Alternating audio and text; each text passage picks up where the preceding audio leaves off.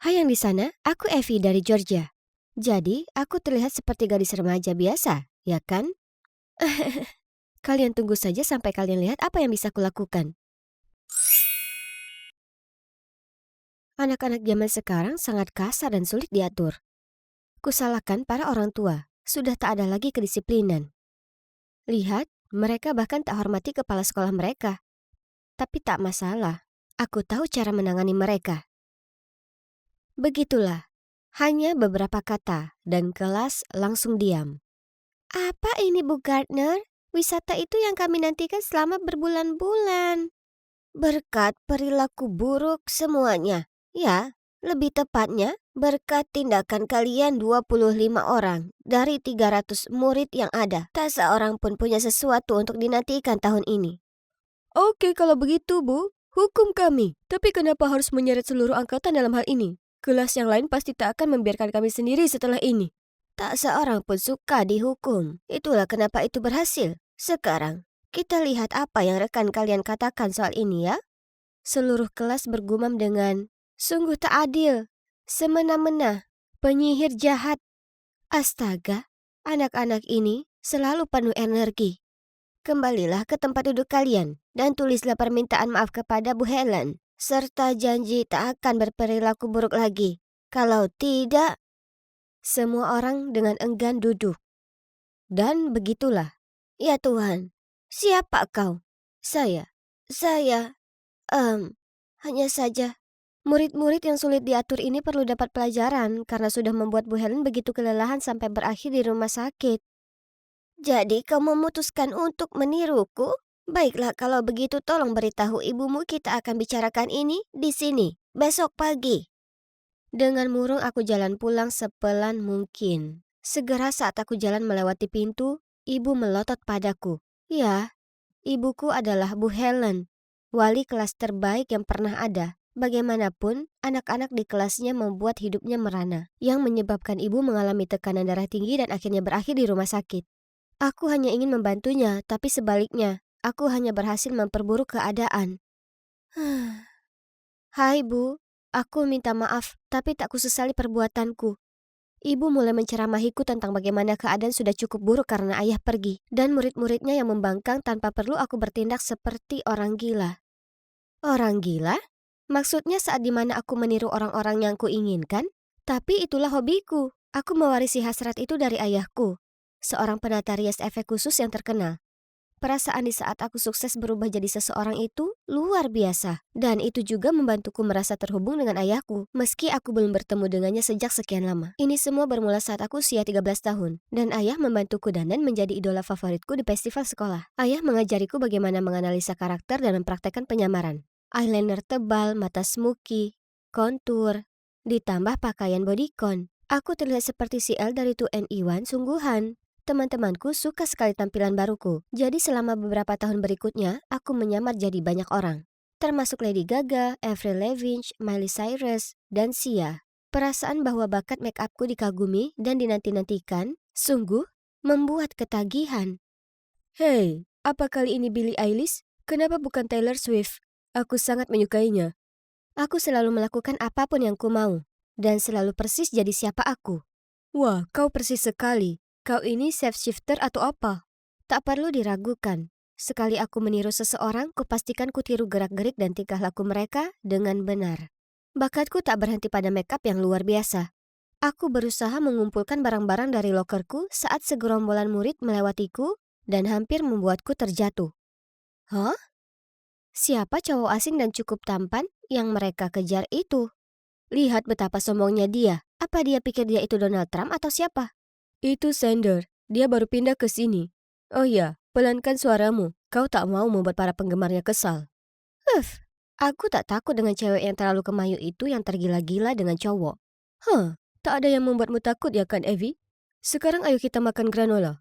Leo mungkin suka granola yang membosankan, tapi tidak terima kasih. Aku akan makan hamburger dan ayam goreng. Billie Eilish bukan tipe yang menolak makanan lezat untuk omong kosong penggila sehat. Oh, itu dia lagi si Sander yang menyebalkan. Tapi kali ini dia mengincar Kayla, gadis seksi sombong dari kelasku. Ada cowok yang mendekatiku dan minta selfie denganku. Kemudian tiba-tiba ku dengar teriakan. Kau pikir kau sedang apa? Aku berbalik dan melihat apa yang terjadi. Dan kulihat Kayla mengamuk ke gadis malang yang tak sengaja tersandung dan jatuh ke pangkuan Sander. Apa yang kau pikir kau lakukan? Lihat dirimu sendiri sebelum mencoba menarik perhatian cowokku. Dasar bodoh dan jelek.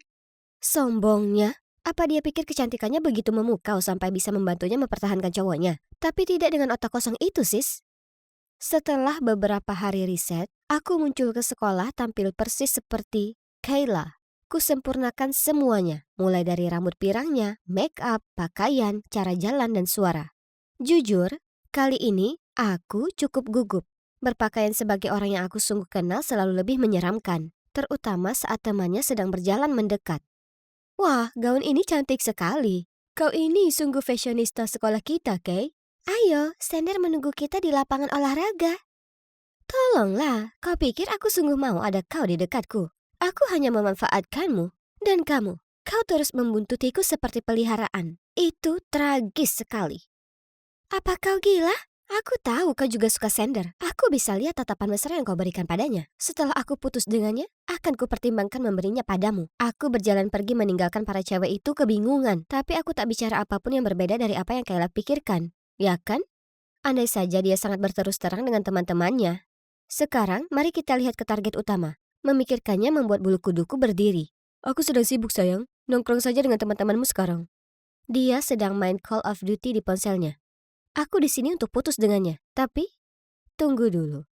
Cowok ini jago. Aku mau mencoba.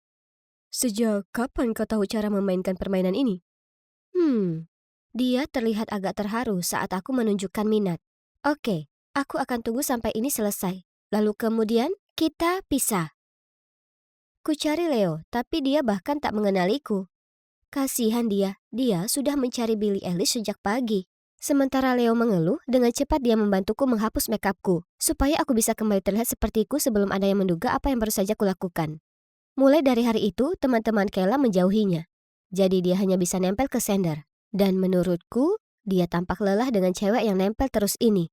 Sekarang bahkan penampilannya membuatnya bosan, Waktunya tiba. Ku pakai makeup sebagai Kayla lagi dan mencarinya. Aku mau tas ini. Jangan coba-coba menipuku dengan yang palsu. Oke, terserah maumu.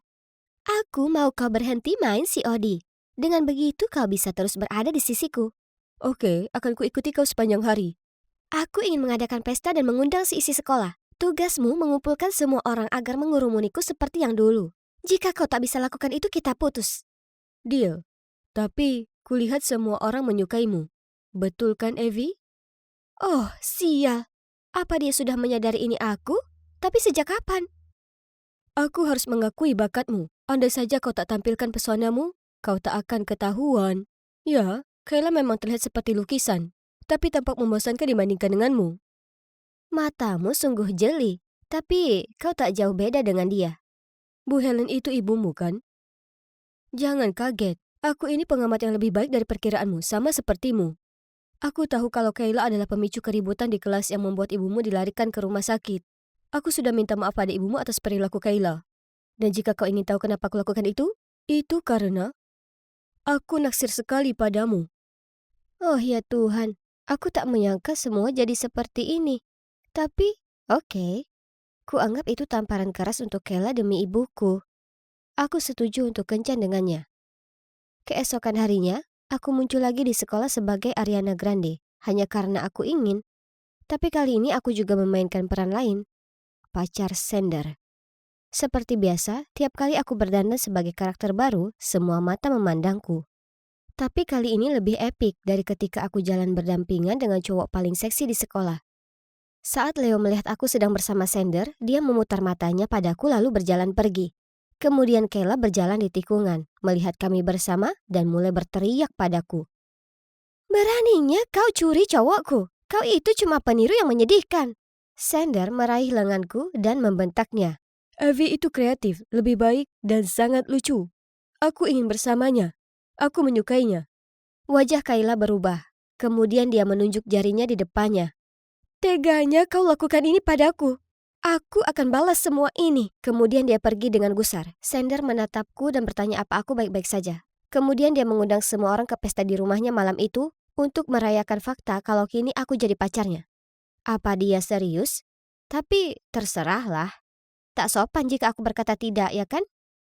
Jadi malam itu aku ke pestanya. Yang mengejutkanku, Kayla juga ada di sana. Jadi aku menggoda Sander untuk membuatnya lebih kesal. Kemudian tiba-tiba Sander condong mendekat ke wajahku, yang membuat seluruh tubuhku merasa panas. Apa yang terjadi? Apa dia akan menciumku? Tapi kemudian dia berbisik di telingaku. Kau belum memberitahuku perasaanmu kepadaku.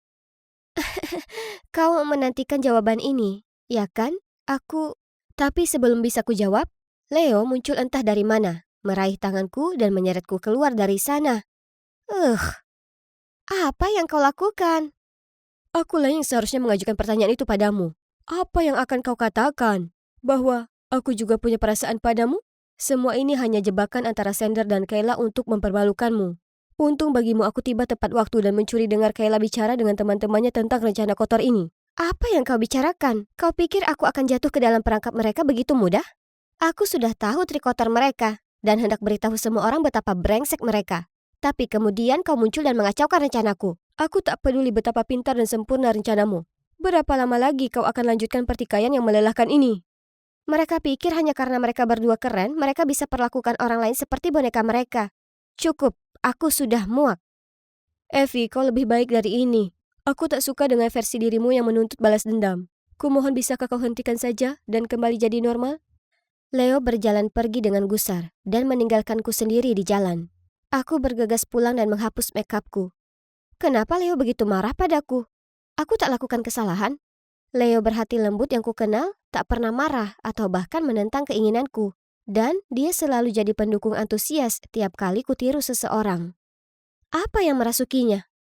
Aku terus menelponnya tapi Leo mematikan ponsel. Aku merasa begitu kesepian, ini sungguh buruk. Kemudian ku dengar ada yang mengetuk pintu. Ibu mengintip dari baliknya. Melihatku sedih, ia datang dan memelukku. Aku senang ada ibu yang menenangkanku, jadi akhirnya ku ceritakan semua padanya. Sepertinya Leo hanya cemas denganmu. Sedangkan untuk Sander dan Kayla, mereka tak pantas dapatkan waktu dan tenagamu. Jangan jadi orang yang bukan dirimu hanya untuk balas dendam ke orang yang tak pantas mendapatkanmu. Tapi, tiba-tiba, ku dengar gemerisik di luar jendela kamarku. Kemudian Leo menjulurkan kepalanya melaluinya. Kalau kau tak lelah, teruslah meniru. Kau terus membuntutiku seperti peliharaan. Pergi dan jalani kehidupanmu sendiri. Aku dan ibu tertawa berdua dengannya. Kemudian ku peluk Leo dan katakan padanya aku menyesal. Benar, bahwa pura-pura jadi orang lain itu melelahkan. Dan aku harus akui, aku salah menggunakan nama Kayla untuk menyabotase hubungannya. Besok aku akan mencarinya lalu minta maaf. Meskipun aku tak ingin, tapi aku harus cari cara untuk mengakhiri semua ini dengan damai. Kemudian, aku bisa fokus jadi diri sendiri sementara waktu, tanpa ada drama apapun. Hai guys, Stephanie di sini. Aku punya pertanyaan untuk kalian. Janji harus jujur, oke? Apa kalian pernah naksir dengan salah satu dosenmu? Kalau ya, kurasa kalian bisa memahami ceritaku. Akan kuceritakan pada kalian tentang cowokku yang sangat sempurna, Joseph. Aku berusaha keras untuk dapatkannya, tapi percayalah padaku, dia begitu berharga di tiap detiknya. Jadi, ini dimulai tahun lalu saat aku jadi mahasiswa tahun kedua di kampus jurusan seni pertunjukan. Kalau bicara soal cowok seumuranku, membosankan sekali. Aku nggak begitu perhatikan mereka karena mereka itu sangat kekanakan dan jujur saja mereka membuatku jengkel. Jika aku harus memilih pacaran dengan cowok brengsek yang nggak dewasa atau tetap melajang selamanya, maka nggak perlu ada perdebatan. Suatu hari aku sedang di rumah sahabatku Susi. Kami sudah berteman sedari dulu dan meskipun kami sekarang kuliah di kampus yang berbeda, kami masih sering ketemu. Saat kami sedang makan burger homemade lezat buatan Susi, kami ngobrol soal kuliah, pakaian, cowok, kalian tahu kan semacamnya. Saat itulah Susi cerita padaku soal dosen baru di kampusnya yang bernama Joseph.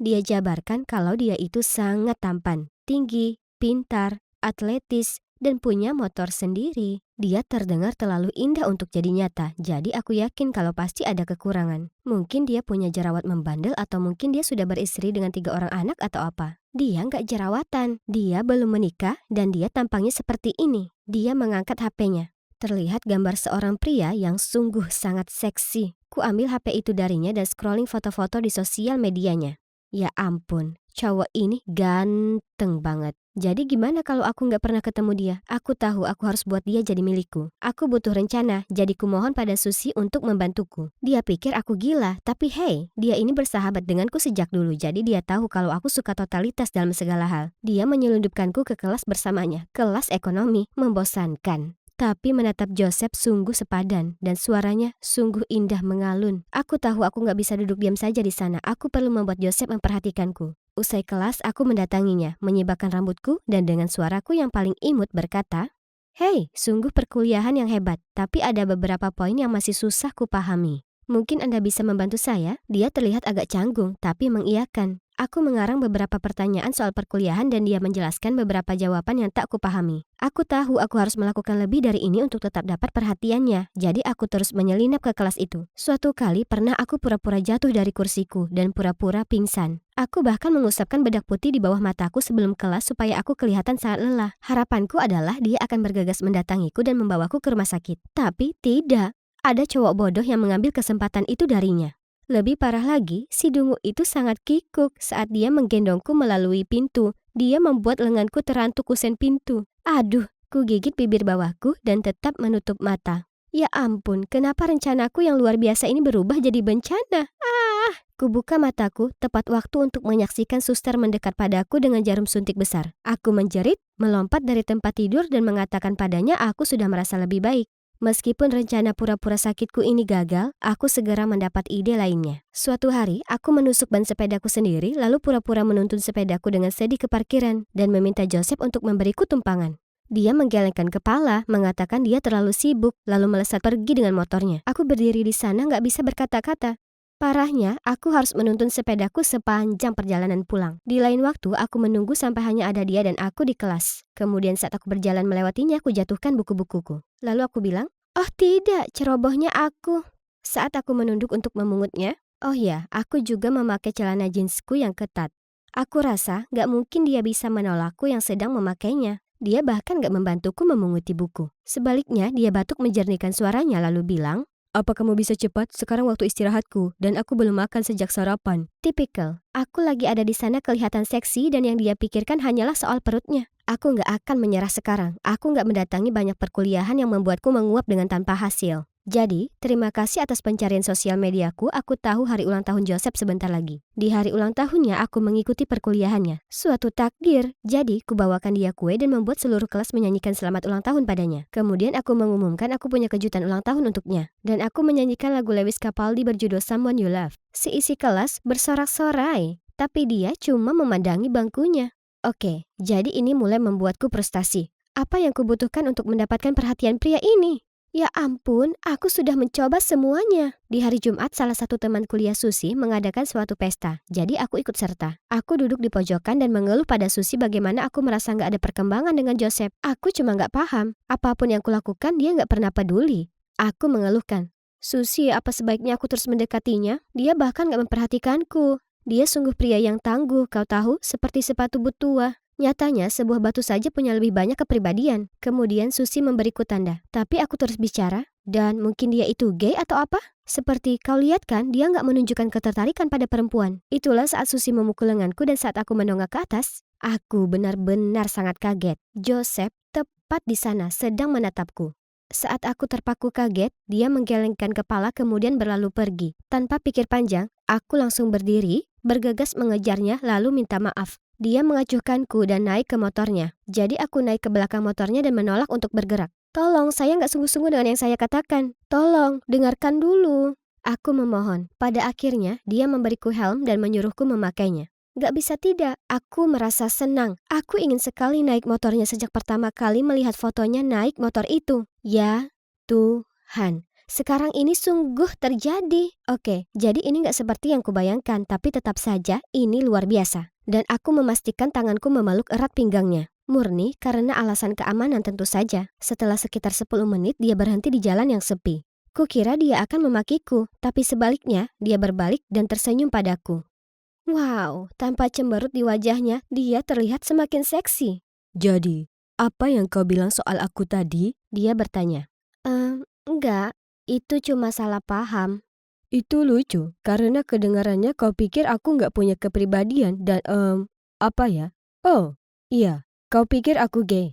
Saya, em, saya minta maaf. Anda mungkin gay, nggak masalah jika Anda memang demikian.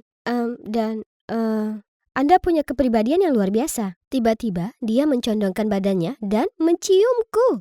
Ya Tuhan, sungguh luar biasa. Aku sangat kaget tapi senang sekali, walaupun aku nggak tahu apa yang terjadi. Segera saat dia menarik diri, kutarik dia lagi supaya kami bisa melanjutkan berciuman. Kemudian dia berkata, Aku bukan gay dan aku suka berpikir kalau aku punya kepribadian yang mempesona. Aku cuma suka bermain-main denganku, namun sepertinya masih perlu waktu yang lama untukmu jadi lebih dewasa. Tapi nggak apa, akan kupelajari kau nanti. Jadilah pacarku. ternyata dia juga memperhatikanku, tapi dia ingin lihat dulu apa yang terjadi. Dan juga dia pikir aku perlu tumbuh lebih dewasa lagi karena perilakuku, walaupun lucu tapi juga sedikit kekanak-kanakan. Tapi dia juga merasa tersanjung dengan usaha yang kulakukan untuk dapatkan perhatiannya. Dia mengatakan kalau dia datang ke pesta itu karena mendengarku membicarakannya di kampus dan dia ingin datang hanya karena aku.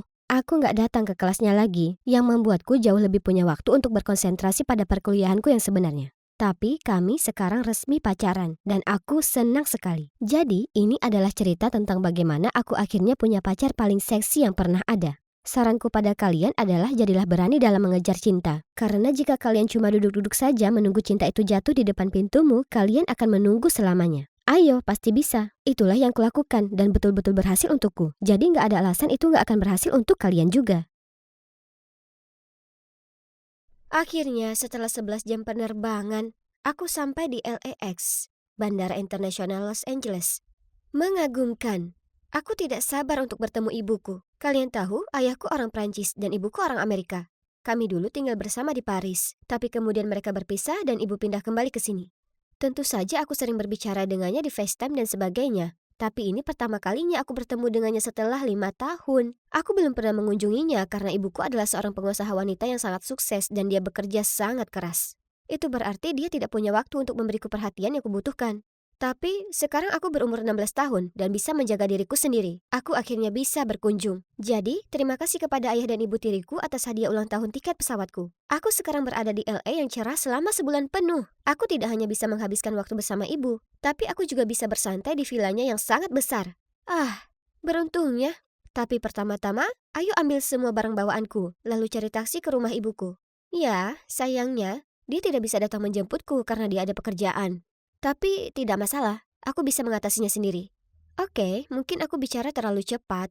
Sudah setengah jam dan barang bawaanku tidak terlihat. Lalu, cowok tampan ini menghampiri aku dan berkata, "Hei, sepertinya kopermu hilang. Perlu bantuan?" Imut dan suka membantu. Aku benar-benar bisa terbiasa dengan orang-orang AS. Aku menunjukkan kepadanya tiketku, dan ternyata aku menunggu di tempat yang salah. Ups. Setelah membimbingku ke tempat yang benar, cowok yang ku ketahui namanya Zack ini bahkan menurunkan koperku untukku. Namun salah satu koperku macet dan terbuka sehingga menyebabkan semuanya terjatuh. Astaga, ini bukan hari keberuntunganmu kan? Dia tertawa terbahak-bahak. Oh baiklah, setidaknya tidak semuanya buruk. Maksudku seorang cowok tampan telah menyelamatkanku, kan? Dia membantuku mengambil barang-barangku, lalu dia bahkan menawarkan untuk mengantarku ke rumah ibuku. Setelah sekitar 30 menit, dia mulai melambat. Aku melihat keluar jendela dan... Oh my god! Ini adalah villa paling cantik yang pernah ada. Kolam renang, lapangan tenis, pohon palem, persis seperti rumah bintang film. Aku sedang ternganga memandangi villa, ketika tiba-tiba aku mendengar suara mesin mobil. Karena kaget, aku berbalik dan melihat Zack menjauh. Koperku! Aku berteriak. Laptop dan iPadku juga ada di sana. Ya Tuhan, kenapa ini terjadi padaku? Dan pada hari pertamaku di AS. Setidaknya aku masih membawa ponsel dan paspor. Jadi aku segera menelpon ibuku. Tak perlu dikatakan, aku sangat kacau ketika dia tiba. Siapa sangka pria berpenampilan baik seperti itu ternyata adalah seorang pencuri. Ngomong-ngomong, ibuku bisa membelikanku baju dan barang baru dan aku masih bisa bersenang-senang di vilanya. Kan? Ibu membawaku ke kamarku dan menyuruhku istirahat.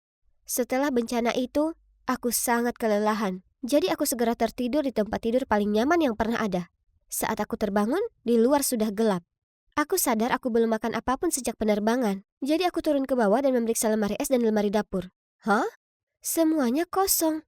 Aku masih mencari-cari di dapur ketika ibuku kembali membawa burger. Sayang, aku baru pulang dari perjalanan bisnis kemarin. Jadi aku belum sempat pergi berbelanja.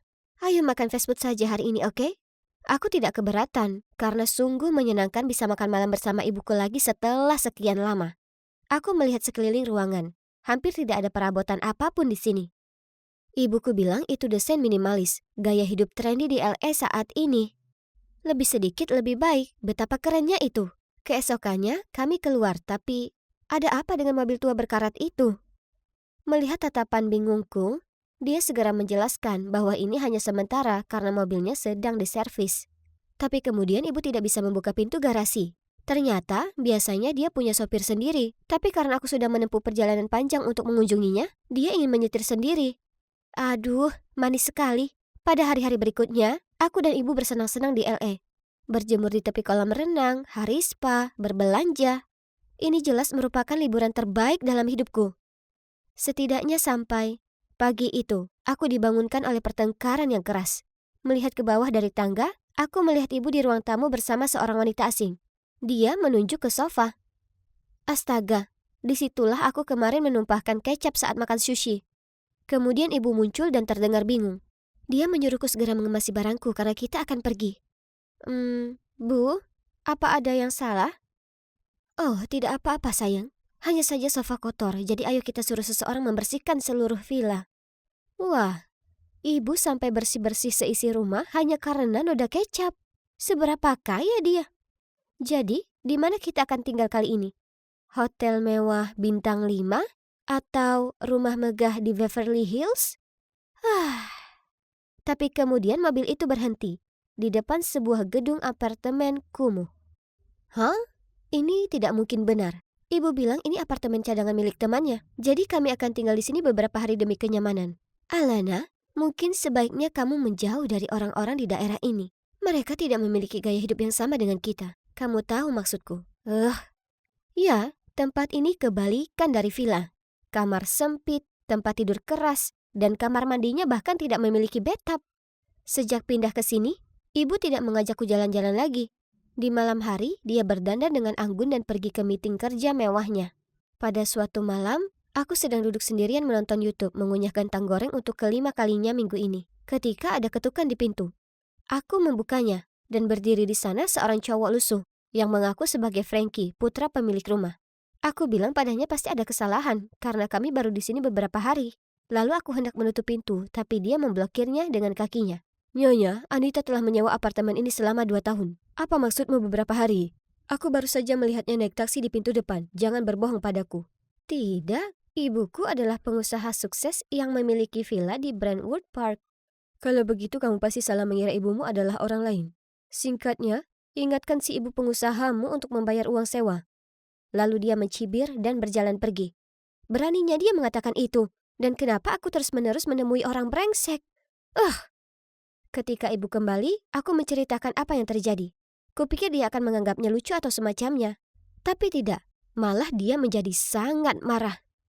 Kamu seharusnya tidak membukakan pintu untuknya. Sudah kubilang jangan bersosialisasi dengan orang-orang di sini. Oke, mendengar kebohongan yang dibuat-buat tentang dirimu seperti itu pasti menyebalkan. Tapi apakah dia harus begitu marah karenanya? Keesokan paginya, aku sedang minum teh di balkon. Ketika tiba-tiba, aku melihat wajah yang tidak asing lagi lewat di jalan. Ya Tuhan, itu si brengsek dari bandara. Zack! Pencuri itu! Teriakku sambil bergegas turun. Tapi sesampainya di sana, dia sudah menghilang. Aku masih gemas saat ada suara yang datang dari belakang. Apa yang kamu lakukan sambil berteriak sepagi ini? Aku berbalik dan melihat Frankie bersandar di dinding dengan tangan terlipat. Bukan urusanmu, penipu. Hah? Penipu? Apa maksudmu? Berhentilah berbohong. Aku sudah memberitahu ibuku semua tentang kamu yang mencoba menipu uang dariku. Benarkah? Jadi, menurutmu akulah yang bohong? Sebelum aku bisa menjawab pertanyaan yang memprovokasi itu, aku mendengar suara ibuku memanggil dari balkon. Hei gadis kaya, jika kamu ingin mengetahui kenyataan, aku sarankan kau datang menemuiku malam ini, dan kita akan mengikuti ibumu. Ibu muncul dan mengerutkan kening, bertanya kenapa aku berbicara dengan Frankie. Aku mengatakan sesuatu tentang menanyakan arah, lalu segera memasuki ruangan dan menutup pintu. Frankie jelas-jelas seorang pencuri dan brengsek, kan? Tapi mengapa kata-katanya masih melekat di pikiranku? Aku sempat memperhatikan beberapa hal yang aneh, seperti saat kami di villa, aku bertanya pada ibu di mana peralatan makannya, tapi dia tidak ingat. Tapi kemudian di apartemen ini dia langsung mendapatkannya. Ditambah lagi, kenapa ada foto dirinya di kamar, padahal ini adalah tempat temannya. Malam itu, ketika ibu bersiap-siap untuk pergi keluar, lagi-lagi aku melihat kalungnya. Hanya saja itu sebenarnya kalungku, yang telah dicuri bersama dengan barang-barangku yang lain. Ayahku membuatkan kalung itu khusus untukku.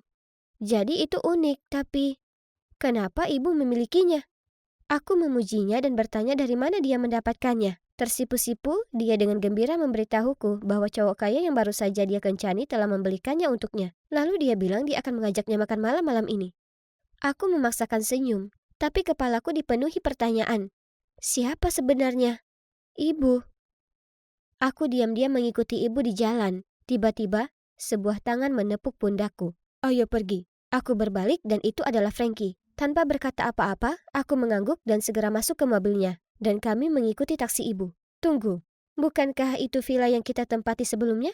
Beberapa saat kemudian, sebuah mobil mewah tiba, membawa ibuku ke restoran mahal terdekat. Kami mengintip melalui dinding kaca. Itu dia. Ibuku sedang duduk di sana, tersenyum dan berbicara dengan seorang cowok berjas. Apakah dia berpura-pura tinggal di villa itu untuk menipu cowok itu? Apakah ibuku seorang cewek matre? Aku tidak bisa menontonnya lagi, jadi aku menarik lengan Frankie. Tapi anehnya, dia tampak sama terkejutnya denganku. Bukankah ini idemu? Jadi kenapa wajahmu pucat? Dia hanya menggelengkan kepalanya dan membawaku pulang. Kami menunggu di apartemen sampai ibu kembali. Dan suasananya tegang. Sekitar tengah malam kami mendengar pintu terbuka. Dan ibu masuk dan menatap kami dengan khawatir.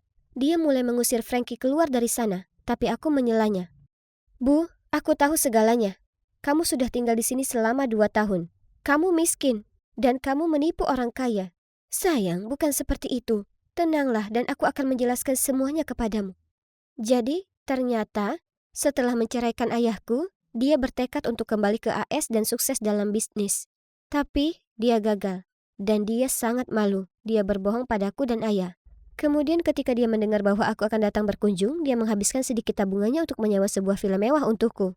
Tapi ketika aku tidak sengaja menumpahkan kecap di sofa mahal itu, dia tidak mampu memperbaikinya.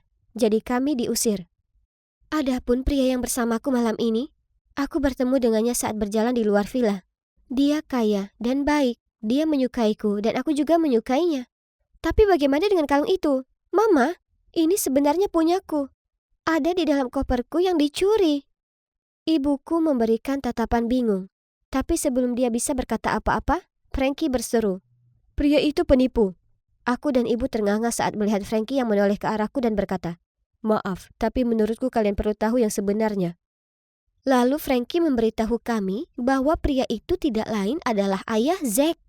Setelah mengantarku kembali ke villa, Zack mengira ibuku kaya. Jadi dia membujuk ayahnya untuk datang dan menggodanya. Tapi bagaimana kamu menggali informasi tentang orang-orang ini? Karena aku kenal Zack. Ketika aku melihat Alana mengejarnya, aku tahu dia telah mencuri darinya. Tapi dia temanku. Bagus, jadi kalian berdua berbohong padaku. Lalu aku bergegas masuk ke kamarku, mengunci pintu, dan menangis. Keesokan paginya ibu mengetuk pintuku, tapi aku mengabaikannya. Alana, aku paham kamu kesal padaku, tapi aku meninggalkan sandwich di sini. Jadi setidaknya tolong makan sesuatu. Aku benar-benar minta maaf. Aku cuma mau menjadi ibu yang sempurna untukmu. Kata-katanya membuatku terisak sekali lagi. Tak bisa kukatakan, dari lubuk hatiku yang terdalam, aku merasa kasihan padanya. Setelah itu, aku membuka pintu dan memeluknya erat. Lalu kami berdua saling berpelukan sambil menangis. Aku akan meninggalkan LA hari ini bersama ibu. Dia akan pindah kembali ke Prancis bersamaku, tempat dia bisa memulai segalanya dari awal. Saat aku sedang menyeret koperku ke taksi, Frankie muncul dan meminta maaf kepadaku. Aku hanya mengangkat bahu dan bilang itu tidak penting lagi.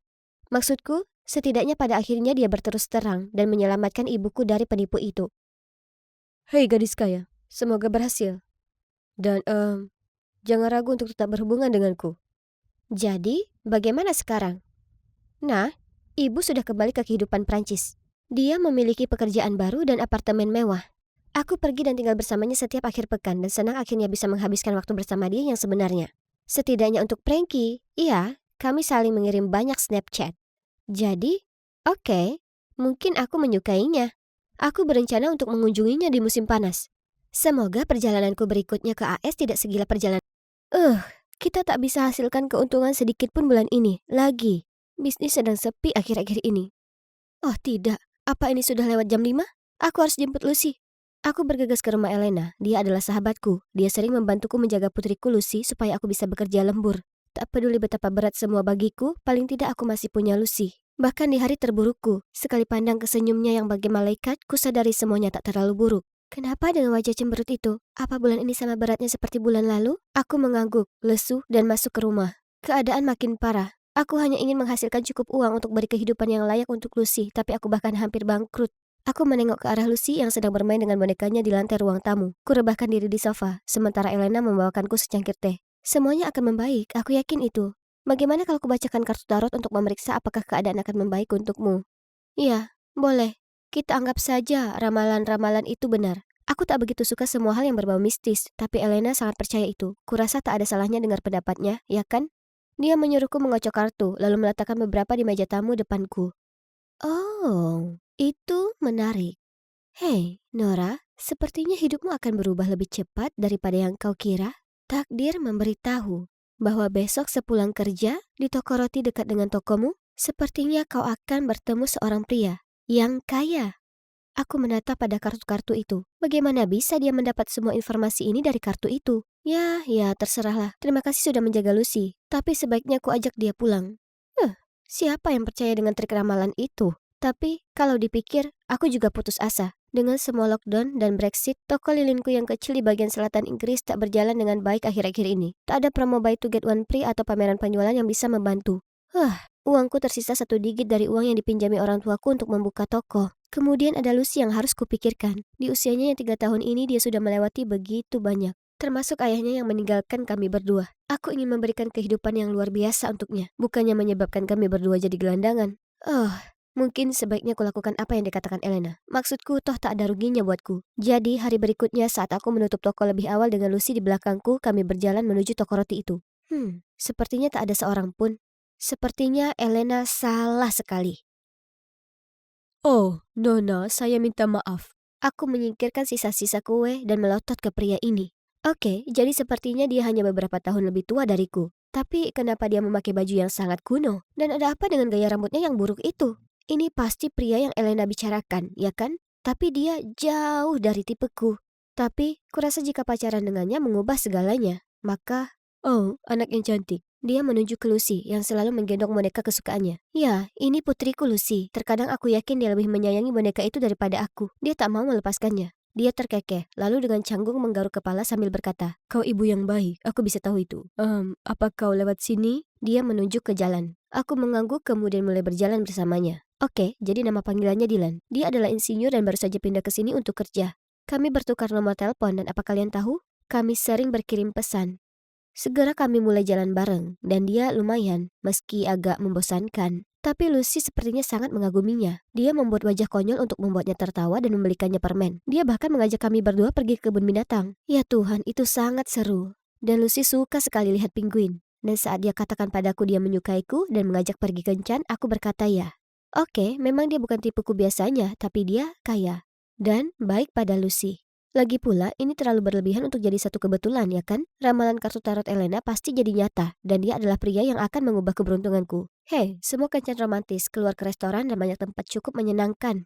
Dan lebih baik lagi, bisnisku semakin membaik. Ini sangat hebat dan sebagainya, tapi kencan dengan Dylan mulai terasa melelahkan. Aku suka pria ini, dia manis dan baik, tapi aku tak punya perasaan terhadapnya. Suatu kali setelah menyantap makanan lezat, dia mengantarku jalan pulang. Lalu, di depan pintuku, dia mengutarakan betapa dia suka padaku, lalu mencondongkan tubuhnya untuk menciumku. Panik, segera aku menyingkir, membuatnya tersandung dan hampir jatuh ke semak-semak. Di lain waktu, dia tiba-tiba meraih tanganku saat kami berjalan lewat taman. Aku lalu berdiri saja di sana, sementara dia menatap sedih dan berkata, Nora, aku sangat menyukaimu. Dan aku tahu kau juga suka padaku karena kau tak lepaskan genggamanku. Itu membuatku sangat canggung. Jadi aku pura-pura saja ada sesuatu di mataku lalu mengubah topik pembicaraan. Jimat keberuntungan atau tidak, aku tak bisa begini terus. Jadi saat Dylan mengejutkanku di tokoku dengan sebuket bunga yang menyebabkan sekawanan tawon mulai mengerumuniku, aku berteriak padanya. Tolong, aku berusaha kerja. Bisakah kau tinggalkan aku sendiri? Dylan tampak kecewa kemudian pergi. Aku merasa sangat tak enak soal itu, tapi aku merasa sesak olehnya. Setelah itu Dylan dan aku berhenti saling bertemu.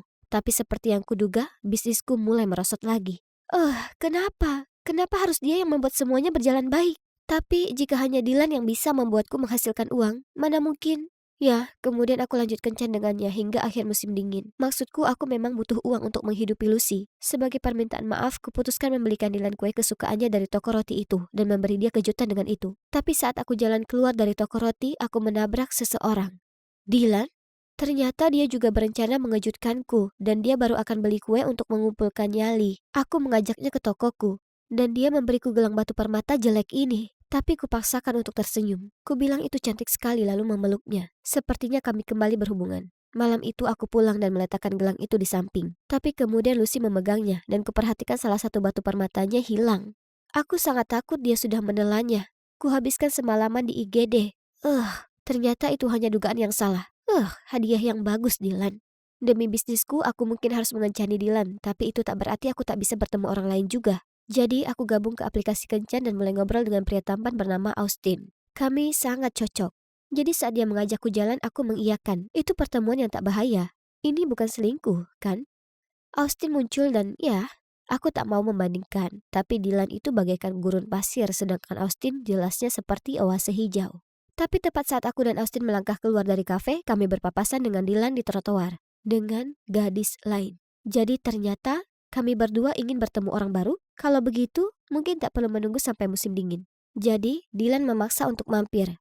Dan wajar, dia ingin tahu siapa Austin. Aku sebutkan bahwa kami berdua bertemu orang lain, jadi itu tak masalah. Tapi ternyata gadis yang kulihat dengannya hanyalah seorang teman. Ini waktunya aku jujur dengannya, jadi kuceritakan bagaimana dia itu jimat keberuntungan untuk bisnisku. Dan itulah kenapa aku lanjut mengencaninya.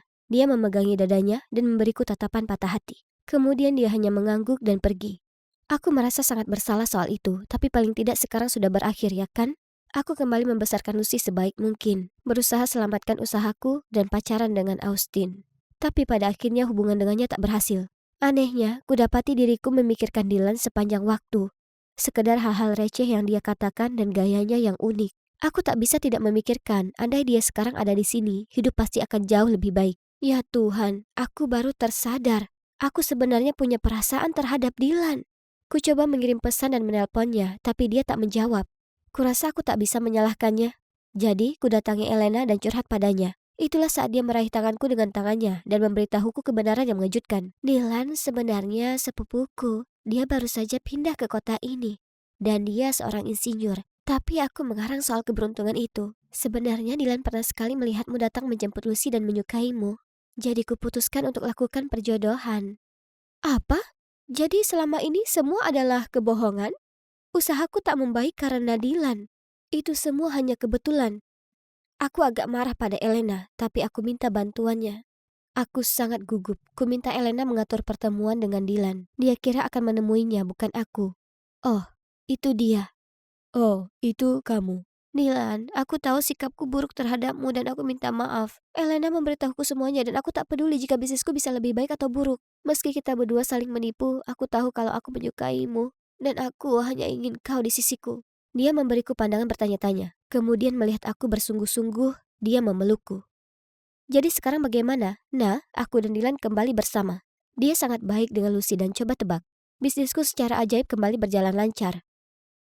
Ternyata itu tak ada hubungannya dengan keajaiban atau jimat keberuntungan atau ada hubungannya dengan Dylan, yang tak hanya merekomendasikan toko lilin ke semua teman dan kliennya, tapi juga memulai kampanye marketing online yang luar biasa untukku. Terkadang kebahagiaan itu tepat di depan mata kita, tapi kita masih saja mencarinya di tempat lain. Jadi saranku untuk kalian adalah belajar bahagia dengan semua yang sudah kalian miliki. Karena percayalah padaku, hanya pada saat kau kehilangan itu semua, maka kau akan sadar betapa luar biasanya mereka sedar.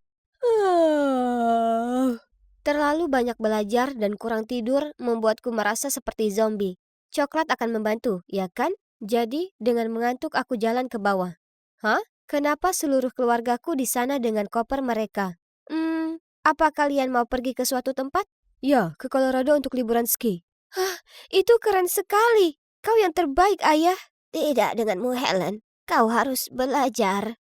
Dan ini adalah hadiah spesial untuk Christine karena menangkan beasiswanya. Apa? Jadi kalian akan meninggalkanku begitu saja hanya karena nilai yang tak berarti? Ini sangat tak adil. Terserahlah. Aku bahkan tak butuh mereka untuk pergi denganku. Shh. Kemarilah. Aku akan memberitahu kalian sebuah rahasia. Aku bisa pergi ke resort ski sendiri dan lebih bersenang-senang. Tapi bagaimana, tanya kalian? Ini disebut dengan lucid dreaming. Aku pertama kali mendengarnya lewat film yang paling populer, Inception. Dan sadar kalau aku mengalami hal yang sama sebelumnya. Sejak itu aku jadi ahli dalam hal ini. Jadi sebelum pergi tidur, aku hanya perlu menulis skenario di mana aku ingin pergi. Dengan siapa dan apa yang ingin kulakukan. Dan 3, 2, 1. Aku tertidur dan menjalani kehidupan terbaikku. Nyatanya, bisa dibilang kalau mimpi indah rancangan sendiri ini seperti pengobatan bagiku. Karena, jujur saja, kehidupanku yang sebenarnya membosankan. Tak peduli bagaimana beratnya aku berusaha, aku bukan tandingan bagi saudara tiriku, Christine. Di mata ayah dan nenek, anak dari seorang dokter di bidang fisika, dan juga cucu dari profesor sejarah, secara otomatis harusnya jadi ensiklopedia berjalan atau semacamnya. Tapi sayangnya, aku tak unggul dalam bidang akademis. Mereka perlakukan Christine seperti permata berharga, dan aku seperti batu tua membosankan. Tiap minggu biasanya dia dapat nilai sempurna atau memenangkan penghargaan. Lalu semua keluargaku menghujaninya dengan hadiah dan pujian. Sementara aku diperlakukan seperti orang asing di keluargaku sendiri. Memikirkannya saja membuatku ingin menjerit. Jadi, mereka ingin aku tinggal di rumah dan konsentrasi untuk ujian besok, Tidak, silakan berharap. Jadi sebaliknya, ku ambil penaku dan mulai menuliskan naskah mimpi yang luar biasa malam ini. Mari kita lihat. Itu benar. Roger yang menyebalkan itu berani dengan tega melempar permen yang kuberikan padanya ke sampah, meskipun dia telah menggodaku. Dasar brengsek, aku pasti akan membalasnya malam ini. Berbaring di ranjang, ku pejamkan mataku dan mengulang kalimat. Aku akan mendapatnya keluar dari hidupku. Dan kalian tak akan percaya, dalam mimpi itu dia terus mengejarku seperti orang gila, tapi benar-benar ku abaikan dia. Helen, bangun, waktu hampir habis. Sahabatku Gabby menendang kursiku dan aku tersentak kaget. Oh tidak, tersisa hanya 5 menit.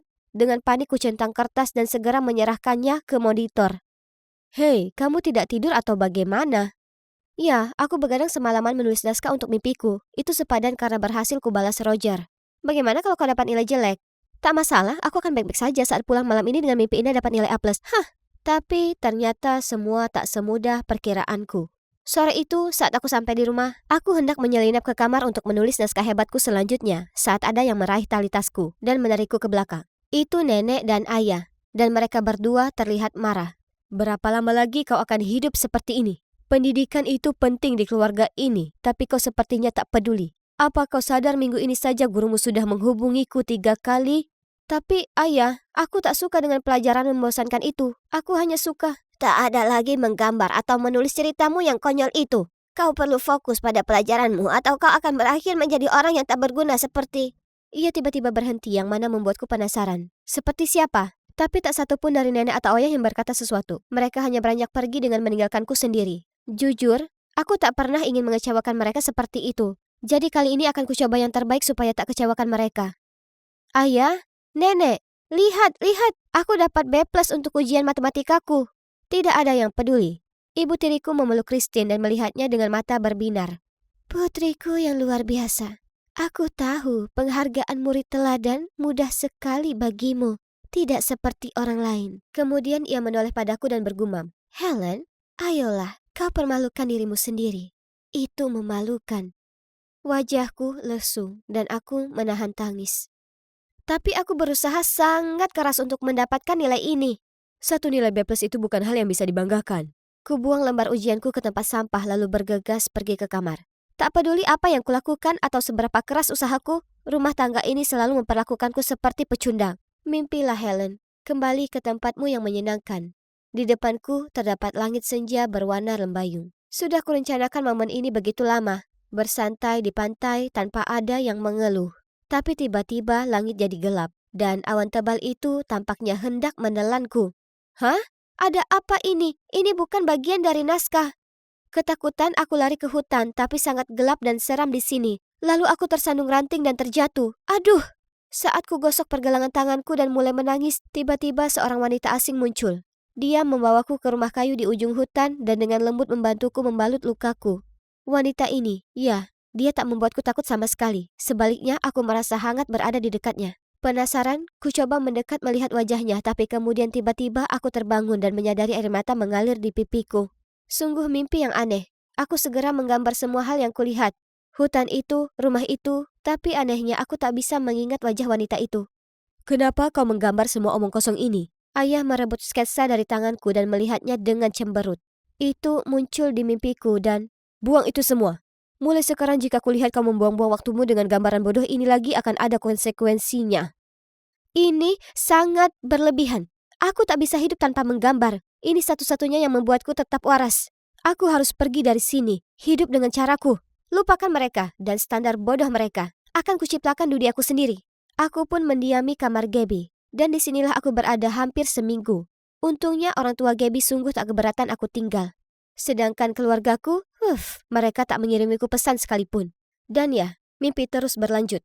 Tapi sekarang aku masih takut tidur karena mimpiku yang jelas itu masih kacau. Terkadang indah, terkadang buruk. Dan sebagian besar hasilnya tak lagi seperti yang kuharapkan. Hingga suatu hari hutan menyeramkan itu muncul lagi. Tak peduli seberapa sering aku menjerit membangunkan diriku, aku masih tak bisa keluar dari mimpi buruk itu. Panik, aku terus berlari dan berlari dengan harapan menemukan tempat aman hingga kulihat wanita itu. Dan sekali lagi dia ulurkan tangannya untuk membantuku. Kali ini tak akan kulewatkan kesempatanku. Kulihat dengan baik wajahnya, mengingat setiap detailnya, dan segera saat aku bangun, aku menggambarnya. Wah, aku tak tahu kamu nonton acara malam ini. Gaby terkekeh. Acara apa? Lihat, dia itu selebriti. Dia pemandu acara TV yang kadang ditonton ibuku. Jadi, wanita itu orang sungguhan. Jika begitu, aku harus menemukannya. Aku tak begitu tahu apa yang terjadi. Hanya saja ada sesuatu yang mengikatku dengan wanita ini, dan aku perlu mencari tahu. Untungnya, Gaby punya paman yang kerja di studio ini, dan dia memberi kami izin khusus untuk bertemu pembawa acara itu secara langsung. Saat kamera berhenti merekam, dia berbalik dan melihatku, lalu matanya membelalak karena terkejut. Helen? Helen, apa ini sungguh dirimu? Kemudian dia bergegas datang dan memelukku. Hah? Apa yang baru saja dikatakannya? Kami tak saling kenal dan... Yang janggal adalah pelukan ini tak terasa asing sama sekali. Sebaliknya kurasakan sama hangat dengan saat dia merawatku di mimpiku. Saat dia melonggarkan pelukannya padaku dan tersenyum berseri-seri, aku berkata, dan Anda siapa? Sayang, ini aku, ibumu. Itulah saat kusadari sesuatu. Tentu saja dia ibuku. Lihat, kami punya mata yang sama. Tak perlu dikatakan ini kejutan besar. Kami saling berpelukan lama sekali disertai air mata. Lalu ibu mengajakku ke belakang panggung mengambilkan segelas air, lalu menceritakan semuanya. Jadi setelah aku lahir, ibu pernah tertangkap skandal perselingkuhan. Ayah marah soal kerugian yang akan terjadi pada karirnya, jadi dia mendepaknya keluar dari rumah dan tak izinkan dia melihatku. Sekian lama setelahnya ibu menemukan kalau nenek ada di belakang semuanya. Hanya karena ia tak menyetujui pernikahan ini, jadi ia menyusun ide itu. Tapi kenapa ibu tak pernah berusaha menemukanku, padahal selama ini ibu tinggal begitu dekat? Oh, tidak sayang. Aku selalu menjagamu. Suatu kali, beberapa tahun lalu, kulihat kau sedang bermain di taman. Rambutmu dikuncir dua dan... aku berusaha mendekatimu, tapi ayahmu mengancamku. Dia orang yang sangat berpengaruh, yang sebenarnya mampu menghancurkan hidupku. Dan kupikir tidaklah adil untuk menyeretmu melewati itu semua. Tapi semuanya sudah berubah sekarang. Aku tak akan meninggalkanmu sendiri lagi. Aku masuk ke rumah itu dengan biasa saja, dan semua orang berhenti melakukan aktivitasnya dan melotot padaku dengan jijik. Kau kembali. Jika kau tak siap belajar dengan baik, maka tak usah repot-repot tinggal. Aku menghela napas panjang, lalu berkata, ayah tak bisa memperlakukanku seperti ini lagi. Aku berusaha keras dan tak adil kalau ayah menghukumku hanya karena aku menjadi diriku sendiri. Jadi aku pergi dan aku tak akan pernah kembali. Kemana kau akan pergi? Itulah saat ibu masuk. Oh Tuhan, kalian seharusnya lihat raut wajah mereka. Nenek sebenarnya terlihat seolah ia telah menelan sekawanan tawon. Aku berdiam diri dan membiarkanmu memanipulasi dan mengontrolku. Nah, tidak lagi. Ku bawa putriku, dan kami akan jalani hidup yang pantas kami dapatkan. Kemudian mengacuhkan kata-kata jahat mereka, ibu memegang lenganku dan menuntunku keluar dari sana. Jadi itu momen di mana aku tinggalkan rumah dan pindah dengan ibuku. Sekarang aku menggambar sebanyak yang ku mau. Malah, ibu membiarkanku membuat mural di dinding ruang tamu. Ini akan keren sekali ketika selesai. Oh, dan tentang lucid dream itu, aku tak lagi menulis naskah. Sebaliknya, ku sadari bahwa aku lebih baik fokus pada kehidupan realitaku dan menjadikan diriku versi terbaik dari diri sendiri semampuku. Lagi pula, sehebat apapun dunia mimpi, tak akan seindah seperti menjalani hidup secara langsung. Aku sedang mengambil sebuah buku yang terlihat menarik dari rak buku, saat tiba-tiba kulihat sesosok wajah mengintipku ke belakang. Tunggu dulu. Oh Tuhan, jangan dia! Dengan cepat kusembunyikan wajahku di balik buku, tapi terlambat. Dia sudah melihatku. Nah, apa yang kupikirkan? Sekarang aku makin terlihat menyedihkan. Kalian pasti penasaran kenapa aku sampai putus asa menghindari cowok ini. Nah, dia bukan sembarang cowok. Dia itu mantanku, Owen. Hari yang kacau. Oh, hai Owen. Aku tidak melihatmu di sana. Apa kau di sini sendiri? Oh tidak, aku di sini dengan cewekku. Itu dia. Hei sayang, aku di sini. Aku berbalik dan... Astaga, hariku berubah dari buruk jadi bencana. Bagaimana bisa mereka akhirnya jadian? Yap, aku kenal cewek itu. Dia itu Mila, saudara tiriku. Oh, biar ku ceritakan tentang dia. Sebenarnya, sebelum jadi saudara tiri, aku dan Mila bersekolah di tempat yang sama, tapi kami tak pernah dekat atau semacamnya. Tapi tiba-tiba, ibuku dan ayah Mila berhubungan, dan tak lama kemudian menikah.